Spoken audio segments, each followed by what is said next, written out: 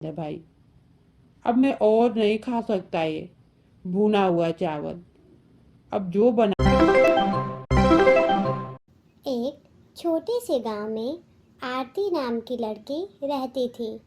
वह जब भी खाना बनाती थी तब भी उससे चावल थोड़ा ज़्यादा बन जाता था और वह चावल बच जाते थे। आरती, हाय रे मोरी मैया, आज तो फिर ये चावल बच गए। मेरी माँ को पता चल गया तो मेरा भरता ही बना डालेगी। जब तक मेरी माँ को इस बात का पता चले मैं अपने बैलों को यह सारा चावल खिला देती हूँ। इतना बोलते ही आरती चावल अपने बैलों को दे देती है।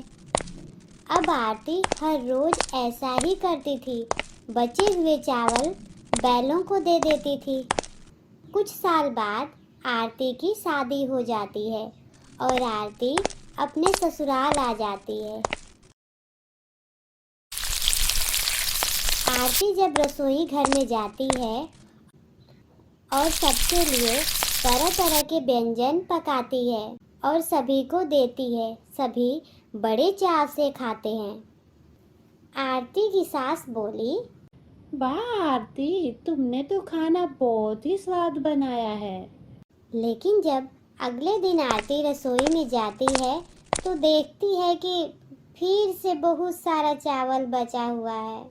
हे भगवान, यहाँ भी मुझसे ज़्यादा चावल बन गए। मैं क्या करूँ? अपने गांव में तो अपने बैलों को इन चावलों को खिला देती थी, अब यहाँ पर इनका क्या करूँ? यही सोचकर आरती एक कूड़ेदान देखती है और सभी चावलों को कूड़ेदान में डाल देती है।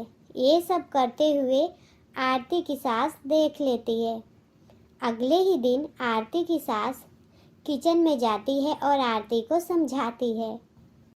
बहू, अगर तुमसे चावल बनाए हुए बच जाते हैं तो उसमें प्याज, हल्दी, नमक और मूंगफली डालकर भून दिया करो।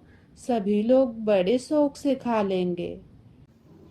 आरती सभी को बासी भुना हुआ चावल देती है।